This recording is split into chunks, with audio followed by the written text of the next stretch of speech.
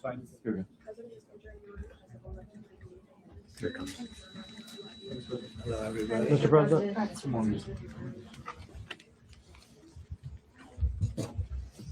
Okay, thank you very much. This is big stuff. We appreciate you being here. Late last night and early today, at my direction, the United States Armed Forces conducted an extraordinary military operation in the capital of Venezuela. Overwhelming American military power, air, land, and sea, was used to launch a spectacular assault.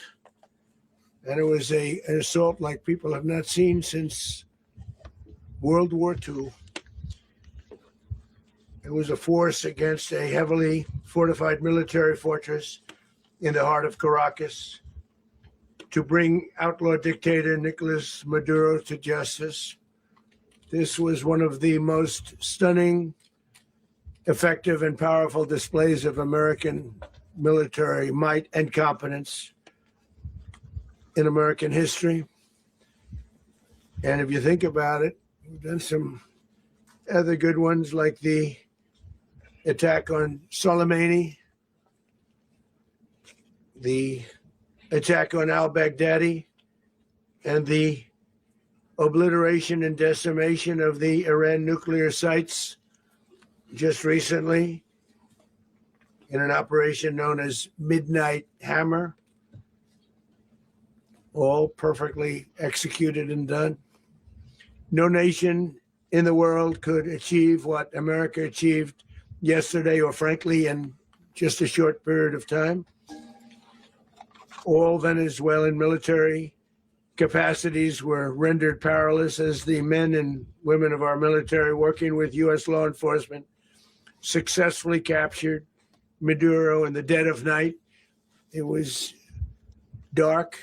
The lights of Caracas were largely turned off due to a certain expertise that we have. It was dark and it was deadly. But captured along with his wife, Celia Flores, both of whom now face American justice.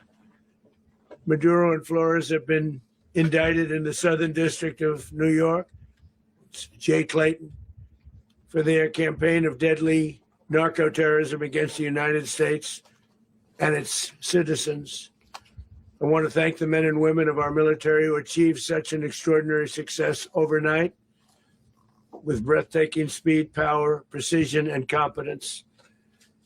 You rarely see anything like it. You've seen some raids in this country that didn't go so well. They were an embarrassment. If you look back to Afghanistan, or if you look back to the Jimmy Carter days, they were different days. We're a respected country again, like never before. These highly trained warriors, operating in collaboration with U.S. law enforcement, caught them in a very ready position. They were waiting for us. They knew we had many ships out in the sea, just sort of waiting. They knew we were coming.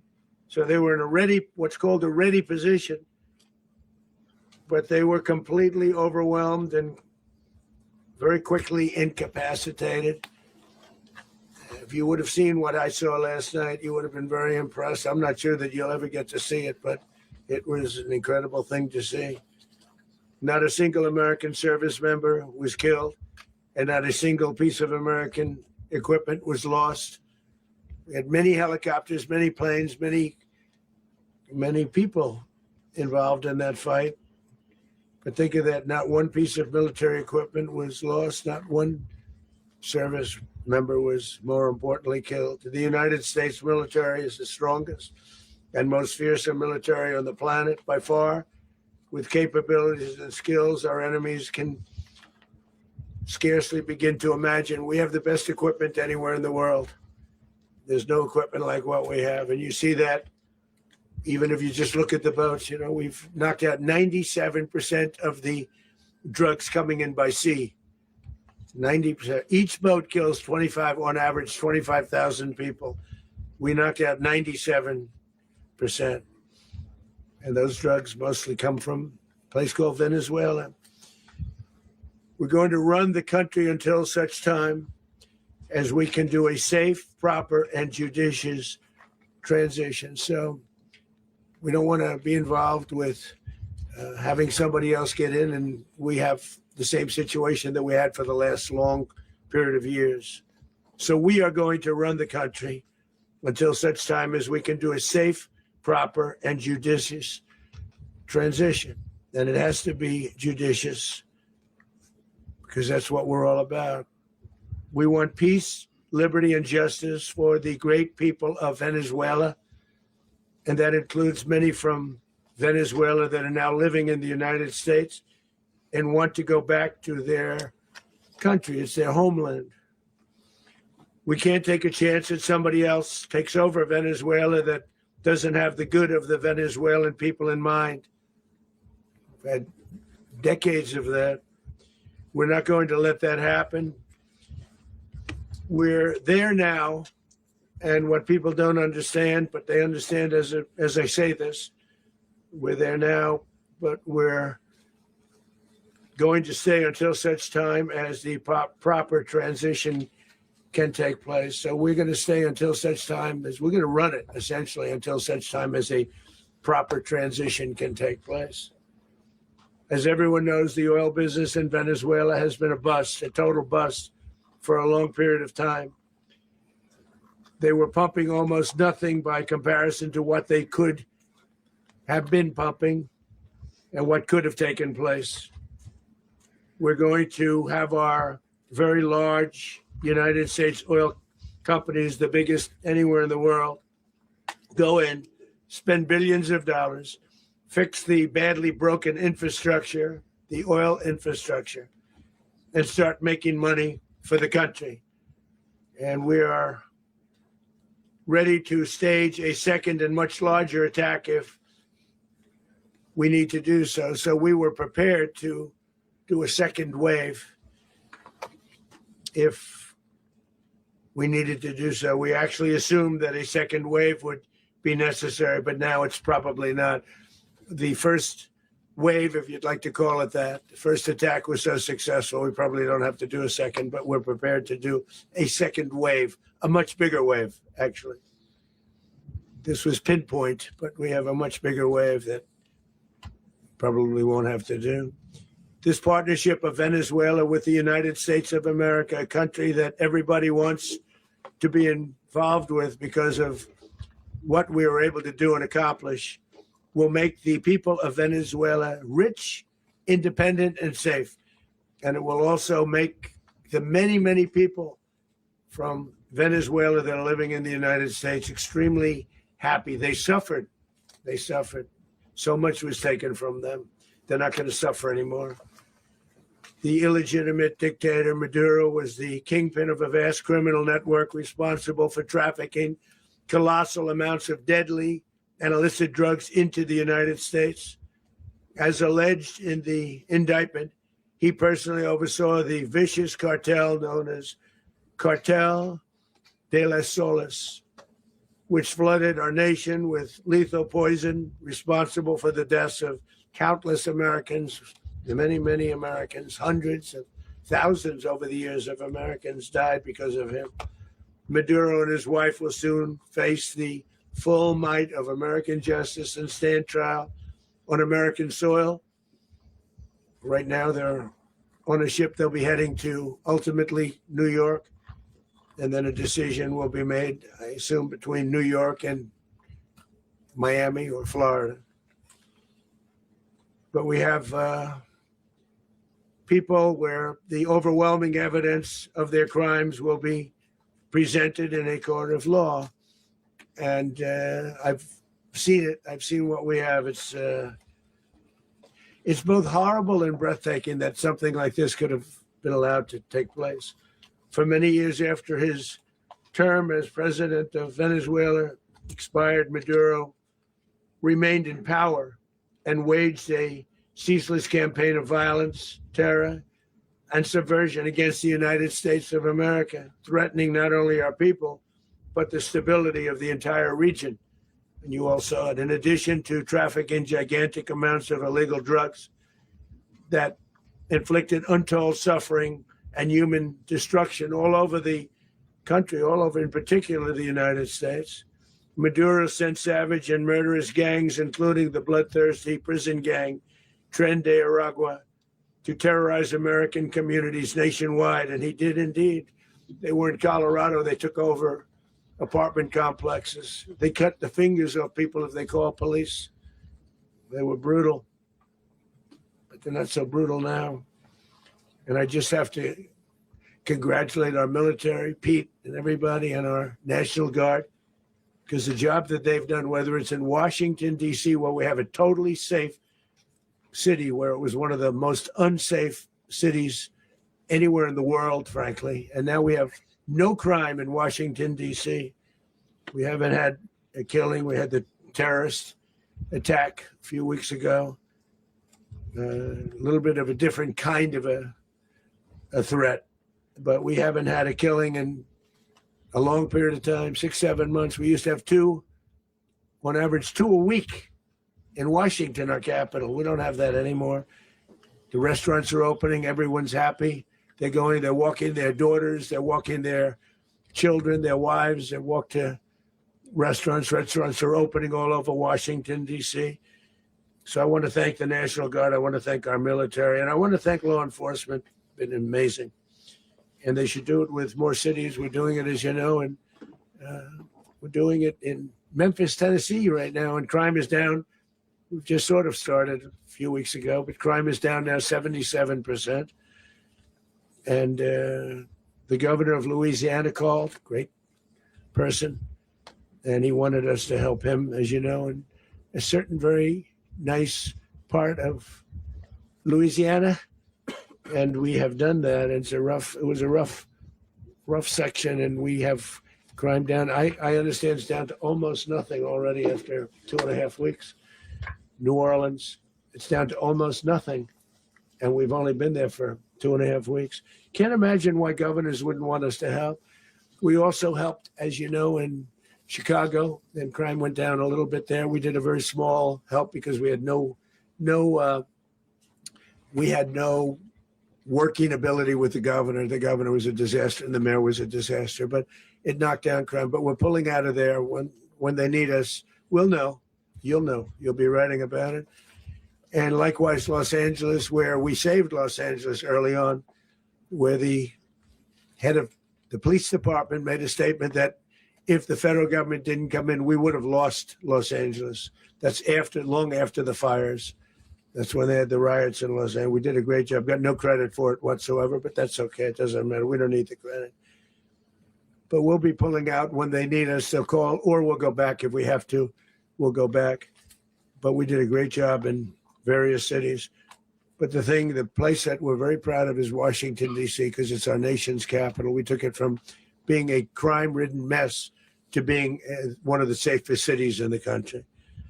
But the gangs that they sent raped, tortured, and murdered American women and children. They were in all of the cities I mentioned, Tren de Aragua.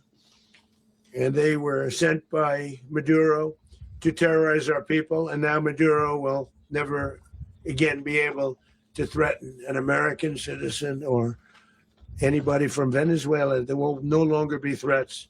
For years, I've highlighted the stories of those innocent Americans whose lives were so heartlessly robbed by this Venezuelan terrorist organization. Really one of the worst. One of the worst, they say the worst. Americans like 12-year-old Jocelyn Nungary from Houston. Beautiful Jocelyn Nungary, what happened to her? They, as you know, they kidnapped, assaulted, and murdered by Tren de Aragua animals. They murdered Jocelyn and left her dead under the bridge. There was a bridge that will never be the same to so many people after seeing what happened. As I've said many times, the Maduro regime emptied out their prisons, sent their worst and most violent monsters into the United States to steal American lives. And they came from mental institutions and insane asylums. They came from prisons and jails. The reason I say both, they sound similar. Actually, prisons a little bit more hostile, a little bit tougher. A mental institution isn't as tough as an insane asylum, but we got them both. They sent from their mental institutions. They sent from their jails, prisons. They were drug dealers. They were drug kingpins. They sent everybody bad into the United States, but no longer. And we have now a border where nobody gets through. In addition, Venezuela unilaterally seized and sold American oil, American assets, and American platforms, costing us billions and billions of dollars. They did this a while ago, but we never had a president that did anything about it. They took all of our property. It was our property. We built it. And we never had a president that decided to do anything about it. Instead, they fought wars that were 10,000 miles away. We built Venezuela oil industry with American talent, drive, and skill, and the socialist regime stole it from us during those previous administrations, and they stole it through force. This constituted one of the largest thefts of American property in the history of our country. Considered the largest theft of property in the history of our country. Massive oil infrastructure was taken like we were babies, so we didn't do anything about it. I would have done something about it. America will never allow foreign powers to rob our people or drive us back into and out of our own hemisphere. That's what they did. Furthermore, under the now deposed dictator Maduro, Venezuela was increasingly hosting foreign adversaries in our region and acquiring menacing offensive weapons that could threaten U.S. interests and lives. And they used those weapons last night. Potentially in league with the cartels operating along our border. All of these actions were in gross violation of the core principles of American foreign policy, dating back more than 2 centuries. And not anymore. All the way back, it dated to the Monroe Doctrines. And the Monroe Doctrine is a big deal, but we've superseded it by a lot, by a real lot. They now call it the Monroe Document. I don't know. It's Monroe Doctrine. We sort of forgot about it. It was very important, but we forgot about it. We don't forget about it anymore. Under our new national security strategy, American dominance in the Western Hemisphere will never be questioned again. Won't happen. So just in concluding, for decades, other administrations have neglected or even contributed to these growing security threats in the Western Hemisphere. Under the Trump administration, we are reasserting American power in a very powerful way in our home region. And our home region is very different than it was just a short while ago. The future will be, and we did this in my first term. We had great dominance in my first term, and we have far greater dominance right now. Everyone's coming back to us. The future will be determined by the ability to protect commerce and territory and resources that are core to national security. These are core to our national security. Just like tariffs are, they made our country rich, and they've made our national security stronger than ever before. But these are the iron laws that have always determined global power. And we're going to keep it that way. We will secure our borders. We will stop the terrorists. We will crash the cartels, and we will defend our citizens against all threats, foreign and domestic. Other presidents may have lacked the courage or whatever to defend America, but I will never allow terrorists and criminals to operate with impunity against the United States. This extremely successful operation should serve as warning to anyone who would threaten American sovereignty or endanger American lives. Very importantly, the embargo on all Venezuelan oil remains in full effect. The American Armada remains poised in position, and the United States retains all military options until United States demands have been fully met and fully satisfied. All political and military figures in Venezuela should understand what happened to Maduro can happen to them, and it will happen to them if they aren't just fair, even to their people. The dictator and terrorist, Maduro, is finally gone in Venezuela. People are free. They're free again. It's been a long time for them, but they're free. America is a safer nation. This morning, it's a prouder nation this morning because it didn't allow this horrible person and this country that was doing very bad things to us. It didn't allow it to happen. And the Western Hemisphere is right now a much safer place to be. So I want to thank everybody for being here. I want to thank General Raisin Kane. He's a fantastic man. I've worked with a lot of generals. I worked with some I didn't like. I worked with some I didn't respect. I worked with some that just weren't good. But this guy is fantastic. I watched last night one of the most precise attacks on sovereignty. I mean, it was an attack for justice. And I'm very proud of him. And I'm very proud of our Secretary of War, Pete Hegseth, who I'm going to ask to say a few words. Thank you very much. Mr. President, can you explain how the U.S. will run Venezuela? Well, thank you, Mr. President. Finally, a commander-in-chief the world respects and the American people deserve. And as the president said, words can barely capture the bravery and the power and the precision of this historic operation. A massive joint military and law enforcement raid flawlessly executed by the greatest Americans our country has to offer. American warriors are second to none, the best in the world and the best of our country. What all of us witnessed last night was sheer guts and grit, gallantry, and glory of the American warrior. I'm simply humbled by such men. And I tip my hat to our chairman, Dan Raisin Kane, and all those Americans who stood watch last night. Our warriors are the elite of America. And again, President Trump has your back. No other country on planet Earth, and it's not even close, could pull this kind of operation off. And no other president has ever shown this kind of leadership, courage, and resolve, the most powerful combination the world has ever seen.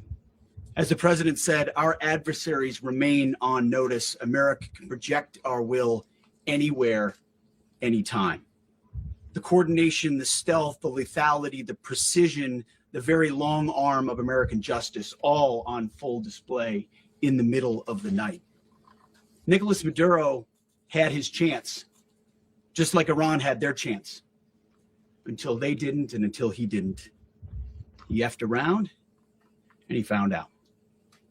President Trump is deadly serious about stopping the flow of gangs and violence to our country, deadly serious about stopping the flow of drugs and poison to our people, deadly serious about getting back the oil that was stolen from us, and deadly serious about reestablishing American deterrence and dominance in the Western Hemisphere.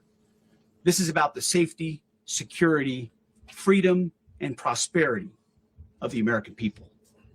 This is America first.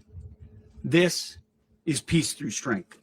And the United States War Department is proud to help deliver it. Welcome to 2026. And under President Trump, America is back. I'd like to welcome now our chairman, Chairman Raisin Kane, to give a few more details about the operation. Mr. Chairman. Thank you, Mr. Secretary. Thank you, Mr. President, and good morning. Last night, on the order of the President of the United States and in support of a request from the Department of Justice, as the President said, the United States military conducted an apprehension mission in Caracas, Venezuela, to bring to justice two indicted persons, Nicolás and Cecilia Maduro. This operation, known as Operation Absolute Resolve, was discreet, precise, and conducted during the darkest hours of January 2nd and was the culmination of months of planning and rehearsal, an operation that, frankly, only the United States military could undertake. What I'd like to do this morning is talk to you through some of the preparation and the details without compromising any of our tactics, techniques, and procedures. There is always a chance that we'll be tasked to do this type of mission again. Our interagency work began months ago and built on decades of experience of integrating complex air, ground, space, and maritime operations. While the past 2 decades have honed the skills of our special operations forces, this particular mission required every component of our joint force, with soldiers, sailors, airmen, Marines, and Guardians working in unison with our intelligence agency partners and law enforcement teammates in an unprecedented operation. We leveraged our unmatched intelligence capabilities and our years of experience in hunting terrorists. And we could not have done this mission without the incredible work by various intelligence agencies, including the CIA, NSA, and NGA. We watched, we waited, we prepared, we remained patient and professional. This mission was meticulously planned, drawing lessons from decades of missions over the last many years, many missions over these last many years. This was an audacious operation that only the United States could do. It required the utmost of precision and integration within our joint force.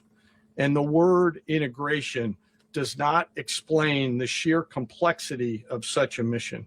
An extraction so precise, it involved more than 150 aircraft launching across the Western Hemisphere in close coordination, all coming together in time and place to layer effects for a single purpose: to get an interdiction force into downtown Caracas while maintaining the element of tactical surprise.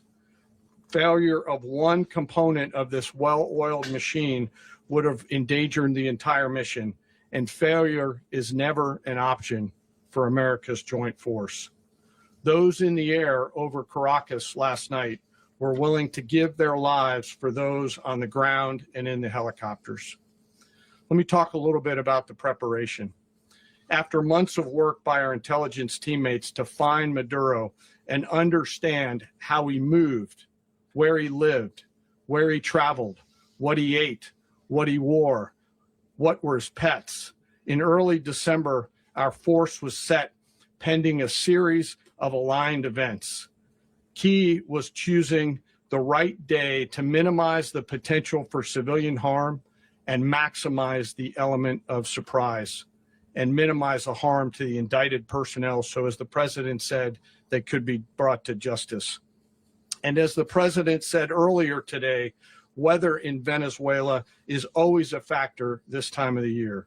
And over the weeks through Christmas and New Year's, the men and women of the United States military sat ready, patiently waiting for the right triggers to be met and the president to order us into action.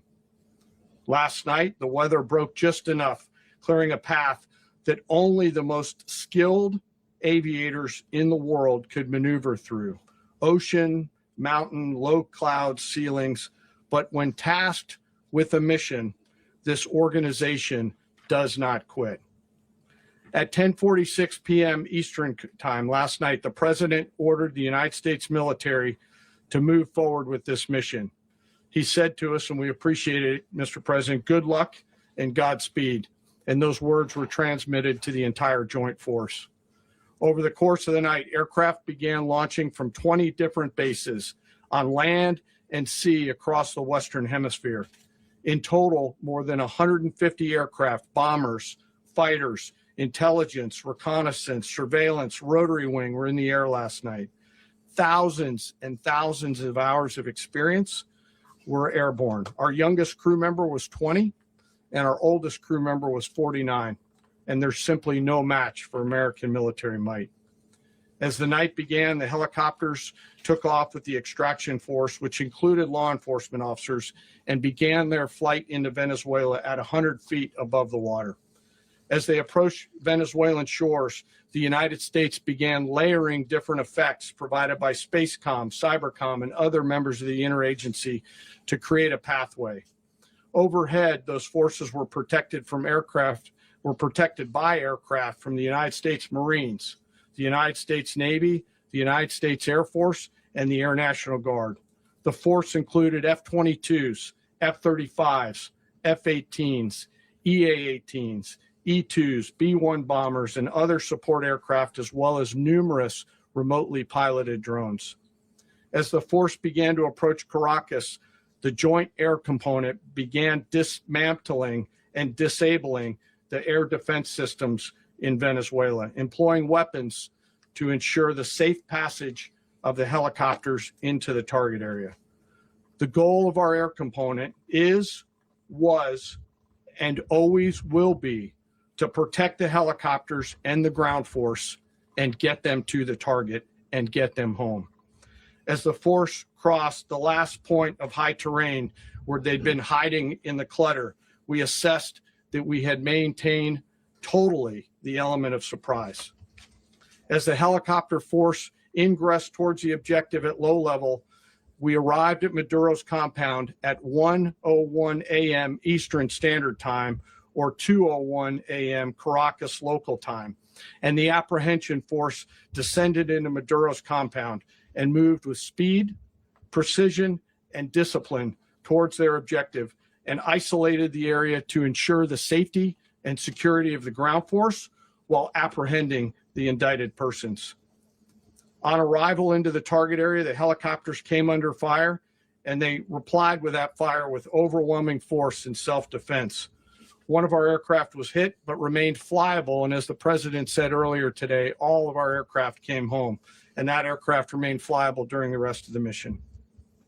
As the operation unfolded at the compound, our air and ground intelligence teams provided real-time updates to the ground force, ensuring those forces could safely navigate the complex environment without unnecessary risk.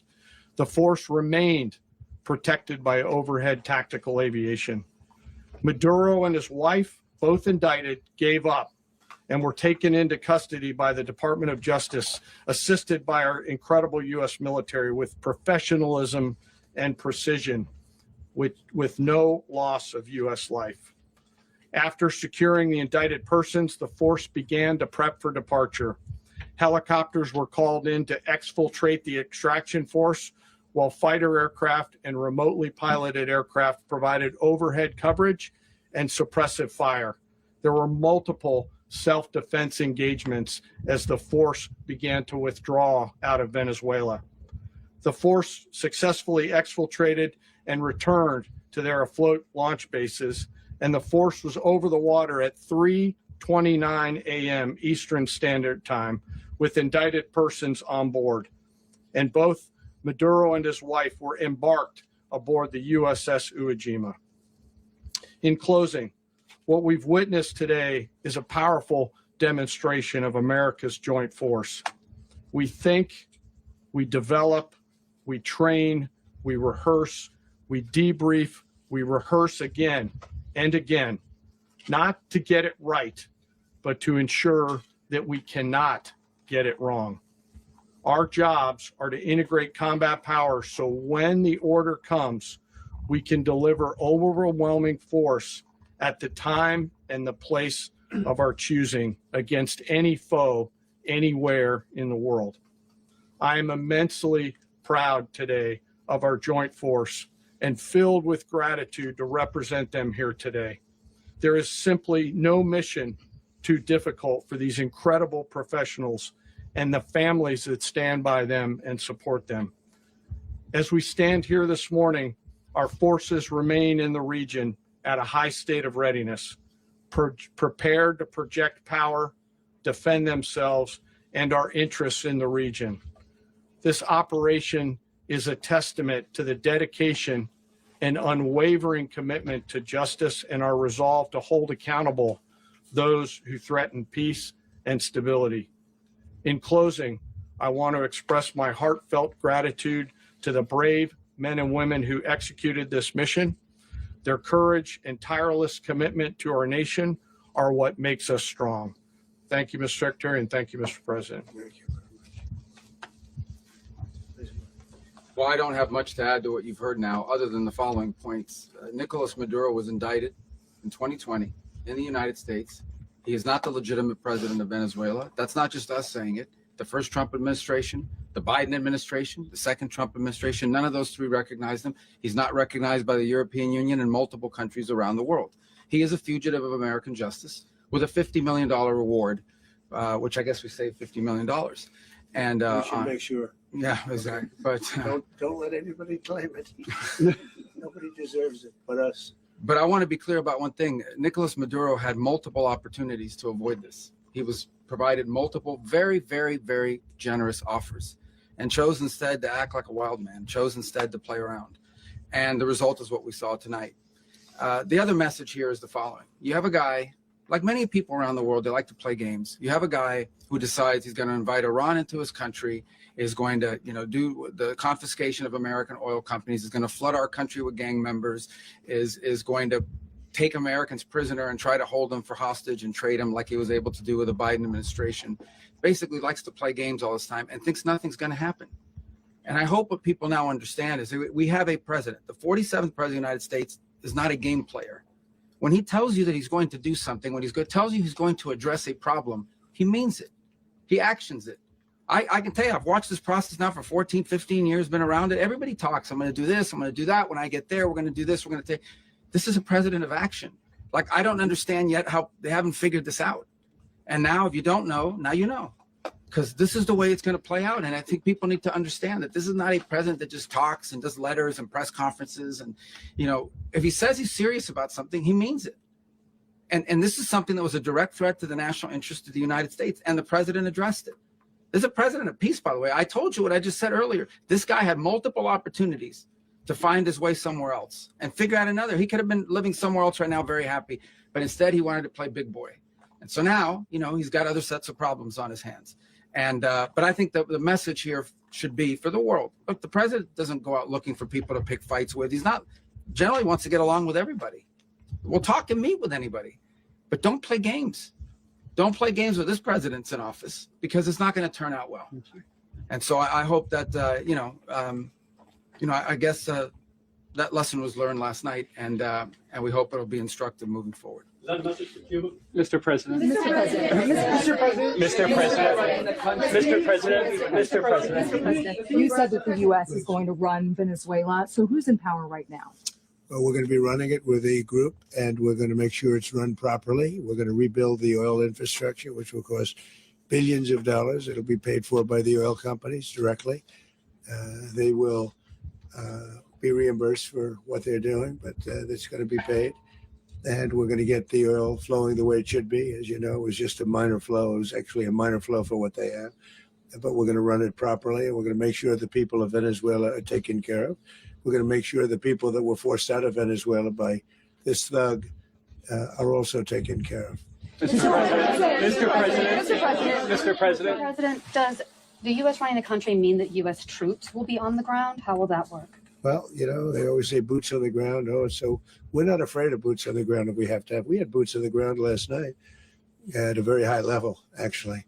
We're not afraid of it. We don't mind saying it. But we're going to make sure that that country is run properly. We're not doing this in vain. This is a very dangerous attack. This is an attack that could have gone very, very badly. Could have gone very badly. We could have lost a lot of people last night. We could have lost a lot of dignity. We could have lost a lot of equipment. The equipment is less important, but we could have lost a lot. And we're going to make sure that this is proper. We're there now. We're ready to go again if we have to. We're going to run the country right. It's going to be run very judiciously, very fairly. It's going to make a lot of money. We're going to give money to the people. We're going to reimburse people that were taken advantage of. We're going to take care of everybody. It's very important. We couldn't let them get away with it. They stole our oil. We built that whole industry there, and they just took it over like we were nothing. And we had a president that decided not to do anything about it. So we did something about it. We're late, but we did something about it. Yeah, please. Mr. President, can you explain the exact mechanism by which you're going to run the country? Are you going to designate a U.S. official to coordinate? It's all being done right now. We're designating people. We're talking to people. We're designating various people, and we're going to let you know who those people are. Mr. President. What's the group you mentioned that would run Venezuela? Well, it's largely going to be, for a period of time, the people that are standing right behind me. We're going to be running it.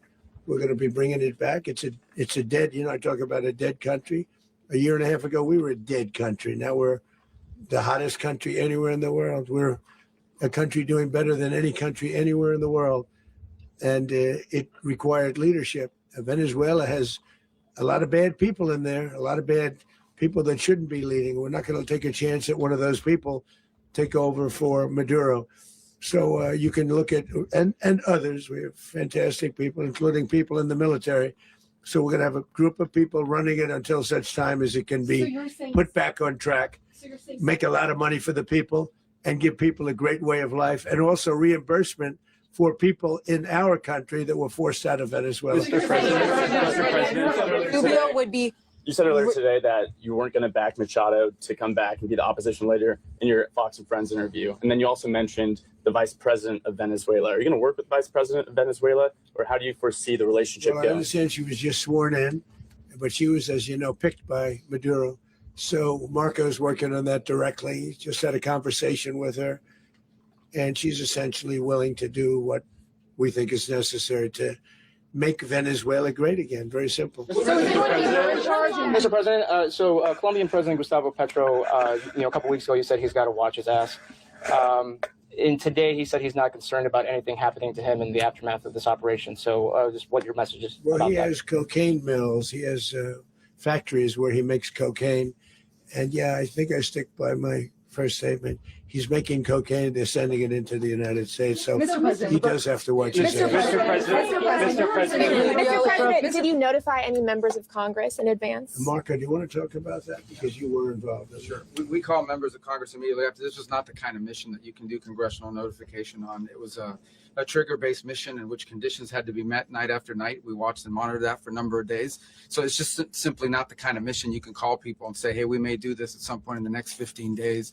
But it's largely a law enforcement function. Remember, at the end of the day, at its core, this was an arrest of 2 indicted fugitives of American justice, and the Department of War supported the Department of Justice in that job. Now, there are broader policy implications here, but it's just not the kind of mission that you can pre-notify because it endangers the mission. Mr. President, If I can add one thing to that.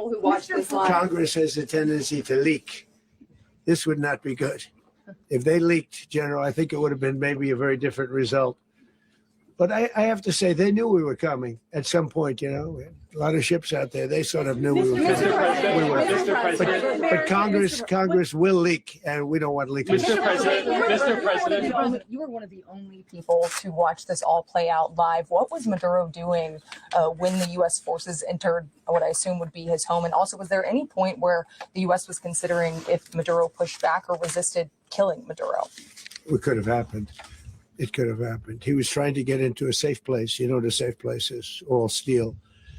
And he wasn't able to make it to the door because our guys were so fast. They went through the opposition so fast. And there was a lot of opposition. People were wondering, do we get them by surprise? Sort of surprised, but they were waiting for something. It was a lot of opposition. There was a lot of gunfire. You saw some of it today. But he was trying to get to a safe place, which wasn't safe because we would have had the door blown up in about 47 seconds, they say on average, regardless of how thick the steel was. It was a very thick door. It was a very heavy door, but he was unable to get to that door. He made it to the door. He was unable to close it. So where's Maduro going to be? Go ahead, finish. Where is Maduro going to be in the time being right now? Do you know his exact Well, whereabouts? eventually, ultimately, in the near future, he's going to be brought to New York. And where is he going to be Mr. held? President. Where is he going to be held in New York? Do you know? That's going to be up to the officials that do these things. Mr. President, the U.S. has something of a mixed track record of ousting dictators without necessarily a plan for what comes afterwards. Not with Did me, that though. weigh on your decision Well, that's making? when we had different presidents, but with me, that's not true. With me, we've had a perfect track record of winning. We win a lot, and we win. If you look at Soleimani, you look at al-Baghdadi, you look at the Midnight Hammer. Midnight Hammer was incredible. Right now, you wouldn't have peace in the Middle East. We have essentially peace in the Middle East because of that. If we weren't successful with Midnight Hammer, you wouldn't have peace in the Middle East. So With me, you've had a lot of victory. You've had only victories. You've had no losses. Yeah. Mr. President, can you? How long do you expect the U.S. to run Venezuela, and how soon do you want the Venezuelan people to hold elections? So I'd like to do it quickly, but it takes a period of time. You know, we're rebuilding. We have to rebuild their whole infrastructure. Does The that weeks, infrastructure months, is rotted. years? It's actually very dangerous. It's a blow up territory. Oil is very dangerous. It's a very dangerous thing to take out of the ground. It can kill a lot of people. It has killed a lot of people doing just that. The infrastructure is old. It's rotted. Much of it is stuff that we put there 25 years ago, and we're going to be replacing it. And we're going to take a lot of money out so that we can take care of the country. Are you saying that Secretary Rubio and Mr. President, China, Russia, and Iran have interests in Venezuela. How does this operation affect your relationships with them when it comes to the oil and China drugs? and Russia, Russia when we get things straightened out. But in terms of other countries that want oil, we're in the oil business. We're going to sell it to them. We're not going to say we're not going to. In other words, we'll be selling oil probably in much larger doses because they couldn't produce very much because their infrastructure was so bad. So we'll be selling large amounts of oil to other countries, many of whom are using it now, but I would say many more will come. Are you saying that, Mr. President, are you saying that? Oh, Mr. President, thank you. What is your message to the people of Venezuela today? Of course, the civilian population specifically, they have a lot of questions. What is your message to the people of Venezuela? That you're going to have peace, justice. You're going to have some of the riches that you should have had for a long period of time. It was stolen from you. But you're going to have peace and you're going to have safety. You're going to have justice. You're going to have a country. You're going to have a real country. You're going to have potentially a great country. You know, if you go back 20 years, maybe even a little longer ago, that was a great country. And they destroyed it. Remember I said that if we lose this election, the United States will be Venezuela on steroids. That's what would have happened. Had we lost the election, the 2024 election, we suffered so badly when you look at the border from 2020. What they did, what Joe Biden administration did to our country should never be forgotten. But if we had to go through another year of that, we would be exactly where Venezuela was in terms of, I used to say, if they win, we're going to be Venezuela on steroids, and that's what would have happened. President, thank you. Are you saying that Secretary Hegseth and Rubio are going to be running Venezuela, and will you be sending in U.S. military They're troops going to to be a provide? team that's working with the people of Venezuela to make sure that we have Venezuela right. Because for us to just leave, who's going to take over? I mean, there is nobody to take over. You have a vice president who's been appointed by Maduro. And right now she's the vice president and she's, I guess, the president. She was sworn as president just a little while ago. She had a long conversation with Marco and she said, we'll do whatever you need. I think she was quite gracious, but she really doesn't have a choice. We're going to have this done right. We're not going to just do this with Maduro, then leave like everybody else, leave and say, let it go to hell. If we just left, it has zero chance of ever coming back. We'll run it properly. We'll run it professionally. We'll have the greatest oil companies in the world go in and invest billions and billions of dollars and take out money, use that money in Venezuela. And the biggest beneficiary are going to be the people of Venezuela. And also, I can't stress this strongly enough, the people that got thrown out of Venezuela that are now in the United States. And frankly, some want to stay and some probably want to go back. Yeah. So, Mr. President, what is being done to protect Americans in the country? And were any of the detained Americans Well, right now they're rescued very last protected night? because nobody's going to mess with us. They're very protected. The people of, and we let them know that you better not touch one of them. Are you concerned that bad elements of the Maduro regime will remain in place? Well, we know who they are. We're on them. And they're acting much differently now than they would have acted 2 days ago. And what can you Okay, say wait, about behind you, please. Mr. President, why is running a country in South America America first? Well, I think it is because we want to surround ourselves with good neighbors. We want to surround ourselves with stability. We want to surround ourselves with energy. We have tremendous energy in that country. It's very important that we protect it. We need that for ourselves. We need that for the world. And we want to make sure we can protect it. Yes, sir. Please, go ahead. Yeah, is there a message here for Cuba and Diaz-Canel? Well, Cuba's an interesting case. Cuba is, not doing very well right now. That system has not been a very good one for Cuba. The people there have suffered for many, many years.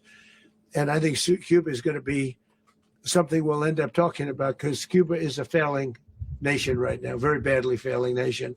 And we want to help the people. It's very similar in the sense that we want to help the people in Cuba, but we want to also help the people that were forced out of Cuba and living in this country. Do you want to say something about that, Marco, please? Well, I mean, I just gave you a statement a few minutes ago about, when the president speaks, you should take him seriously. So suffice it to say, Cuba is a disaster. It's run by incompetent, senile men, and in some cases, not senile, but incompetent nonetheless. It has no economy. It's in total collapse. And by the way, they were, all the guards that helped protect Maduro, this is well known, their whole spy agency, all that were full of Cubans. I mean, it's amazing. This poor island took over Venezuela in some cases. One of the biggest problems the Venezuelans have is they have to declare independence from Cuba. They tried to basically colonize it from a security standpoint. So, yeah, look, if I lived in Havana and I was in the government, I'd be concerned, at least a little Are you bit. cutting off the oil flow to Cuba from Venezuela? Well, the president already announced a week ago that anything that's sanctioned, it's sanctioned oil, it's not going to be allowed to get there. So that's an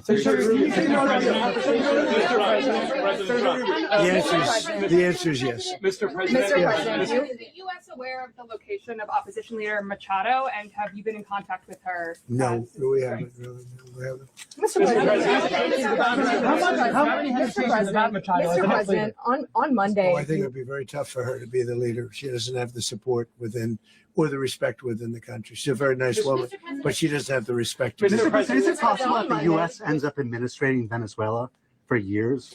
Well, it won't cost us anything because the money coming out of the ground is very substantial. So it's not going to cost So us the U.S. anything. isn't going to dedicate We any will. money to. Well, we want redevelopment? safety there. We want to be surrounded by countries that aren't housing all of our enemies all over the world. That's what was happening, and you don't want to have that. But we're going to be rebuilding, and we're not spending money. The oil companies are going to go in. They're going to spend money. We're going to take back the oil that, frankly, we should have taken back a long time ago. A lot of money is coming out of the ground. We're going to get reimbursed for all of that. We're going to get reimbursed for everything that we spend. So it's going to be a very important. This is a very big evening that took place last night. We have to be surrounded by safe, secure countries, and we also have to have energy. Very important. We have to have energy that's real energy, not where they're getting 4% and 5% of the energy out of the ground. You take a look. It was such a disaster. So what's going to happen with Venezuela, I think, over the next period of a year is going to be a great thing. And the people of Venezuela will be the biggest beneficiaries. Mr. President, U.S. military. Mr. President, thank you. What did you last speak to Maduro about when you spoke? And is the Well, US I don't want to get at war into with the Venezuela? conversations, but I did have conversations with him, and I said, you got to surrender. And I actually thought he was pretty close to doing so, but now he wished he did, yeah. Mr. President, can you explain? You said that Maduro is responsible for drug trafficking. You recently pardoned the former president of Honduras who was convicted of many drug trafficking. Can you explain how these two situations are different? And would you ever pardon Maduro? I endorsed, as you know, the winning president, the man who won in Honduras. I endorsed the man who won in Chile. I endorsed the man who won in Argentina. And we are doing very well with that whole group. What the man that I pardoned was, if you could equate it to us, he was treated like the Biden administration treated a man named Trump. That didn't work out too well for them. This was a man who was persecuted very unfairly. He was the head of the country. He was persecuted very unfairly. And there are a number of them. And we felt that it was a very unfair situation that happened to him. He's also a party member of the man who won. So obviously the people liked what I did. And one of the reasons that was done is because of the fact that the party in power felt very strongly that that man was treated very badly. I studied it very quickly, and then I studied it in great detail. I went to a lot of the people standing behind me, and they felt that that man was persecuted and treated very badly. That's why I gave him a pardon. Mr. President, you referenced boots on the ground earlier. Can you just sort of button this up? Do you envision the U.S. military having a presence in Venezuela as the U.S. runs that Well, country? no, we're going to have a presence in Venezuela as it pertains to oil, because we have to have, we're sending our expertise in. So you may need something, not very much. But no, we're going to be taking out a tremendous amount of wealth out of the ground. and that wealth is going to the people of Venezuela and people from outside of Venezuela that used to be in Venezuela. And it goes also to the United States of America in the form of reimbursement for the damages caused us by that country. So I want to thank you all very much. Thank you. Do you have one? Yes, please. You were so nice before. I'm going to give you the final question. Go Thank ahead. you, Mr. Unless it's a President. bad question, in It's which about case I'll Putin. go one word. It's about who? It's about Putin. If you want. About Putin. Well, Okay. that's always nice. You had a phone. About Putin. You had a phone call with him Yeah. on Monday. Did he talk at all about Maduro? Did y'all talk about this? No, we didn't. And We then- never spoke about Maduro. Are you mad at him right now? I mean, there's this I'm not intelligence. thrilled with Putin. I'm not thrilled with Putin. He's killing too many people. There was that I intelligence. thought that would be so. I settled 8 1/4 war. You know what the 1/4 was? Thailand and Cambodia. I did it again. They broke out, and I did it in about 5 hours, and I settled it. I'm giving myself 1/4, so I'm up to now 8 1/4. In other words, I settled the war, but then they broke out. They had a pretty bad breakout over the last 4 days. I got them to go back to peace.